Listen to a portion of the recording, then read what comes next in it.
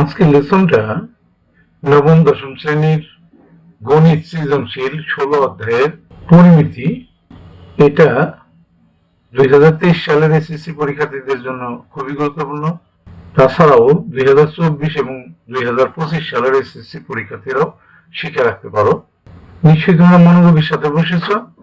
মনোযোগ না দিতে পারলে কিন্তু এই মুহূর্তে বসো না। যখন তুমি মনোযোগ দিতে পারবো তখন বসবা, কারণ গভীর মনোযোগ ছাড়া কিন্তু আমরা কোনো কিছু শিখতে পারি না। তাহলে প্রশ্নটা দেখো, একটি সমবাহু ত্রিভুজের প্রত্যেকটি বাহুর দৈর্ঘ্য 1 মিটার বাড়ালে এর ক্ষেত্রফল √3 বর্গ মিটার বেড়ে যায়। এটা উদ্দীপক।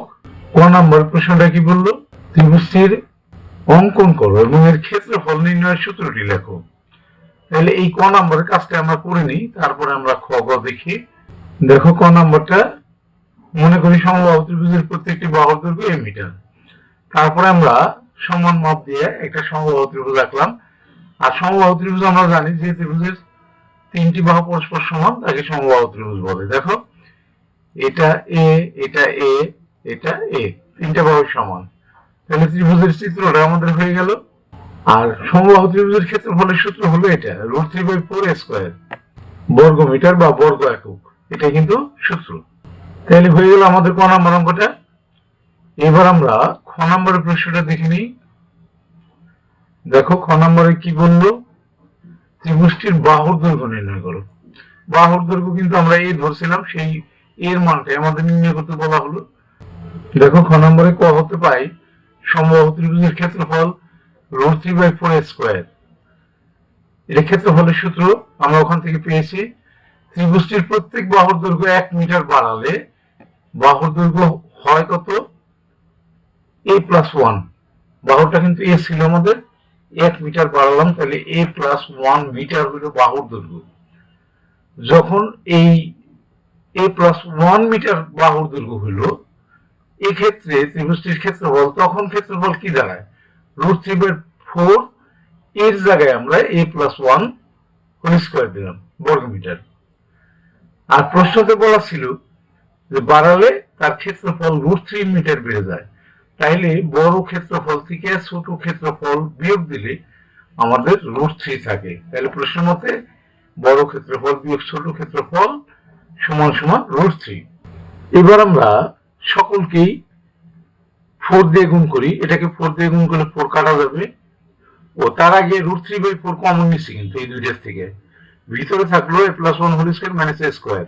হ্যাঁ, আর এটা এরপরে আমরা এটার সাথে কিন্তু আমরা 4 দিয়ে আবার গুণও করছি। এখানে সাইড নোটটা দিলে ভালো হতো, 4 দ্বারা গুণ করে এখানে, হ্যাঁ এখানে কমন নিছি, এখানে আমরা 4 দিয়ে গুণ করছি। 4 দিয়ে গুণ করলে এই 4টা কাটা যাবে, 4 দিয়ে গুণ করলে এখানে 4√3 হবে, এই যে 4 দ্বারা গুণ করে।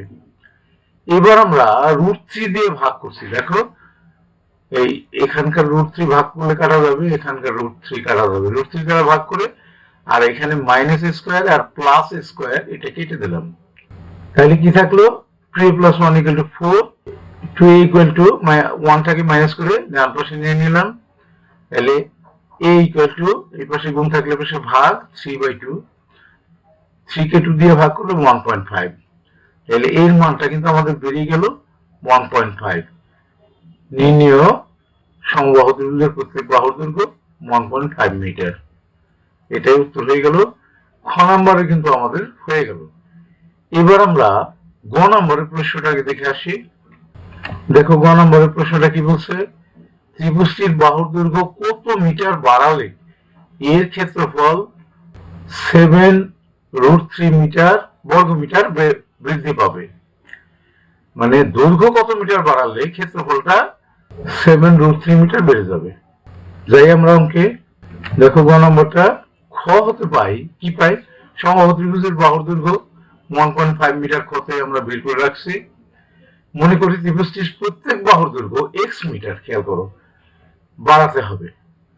ওই 7√3 ক্ষেত্রফল যদি বাড়াইতে হয় তাহলে আমাদের দৈর্ঘ্যটা বাড়াতে হবে x মিটার। বর্ধিত ত্রিভুজটির ক্ষেত্রফল, যে বাহু যে বর্ধিত করলাম, বর্ধিত বাহু বিশিষ্ট ত্রিভুজটির ক্ষেত্রফল, তখন কিন্তু বাহুর সাথে এই যে 1.5 ছিল তার সাথে আমরা এক্স মিটার যোগ করলাম, তারপরে হোল স্কয়ার দিলাম সূত্রের মধ্যে।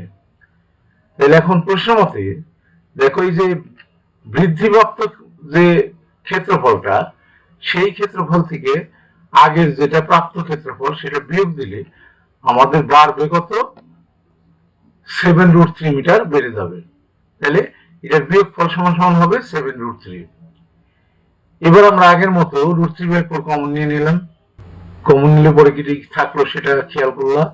এরপরে আমরা এই 4 দিয়ে গুণ করলাম। এই যে 4 দিয়ে গুণ করলে এই 4টা কাটা যাবে, আর এখানে কিন্তু 4 7 28 বলবে। আর ভিতরে আমরা a প্লাস b হোল স্কয়ারের সূত্র করলাম, দেখো a square plus 2ab plus b square, আর এখানে 1.5 হোল স্কয়ার। এখন দেখো আবার আমরা √3 দিয়ে ভাগ করছি। এখানে কিন্তু √3 দিয়ে ভাগ করলে এই √3 চলে গেল, এই √3 চলে গেল, এই পাশে 28 থাকলো, এই পাশে আমরা এই ব্র্যাকেট গুলো উঠালাম। স্কয়ার করলে 2.25 হবে, প্লাস 3x হবে গুণ করলে, plus x square minus 2.25 equal to 28। এই মাইনাস আর এই প্লাস এর 2.25 কেটে দিলাম, থাকলো কি আমাদের x স্কয়ার প্লাস 3x, আর এই 28 কে মাইনাস করে বাম পাশে নিয়ে আসলাম, 28 হলো।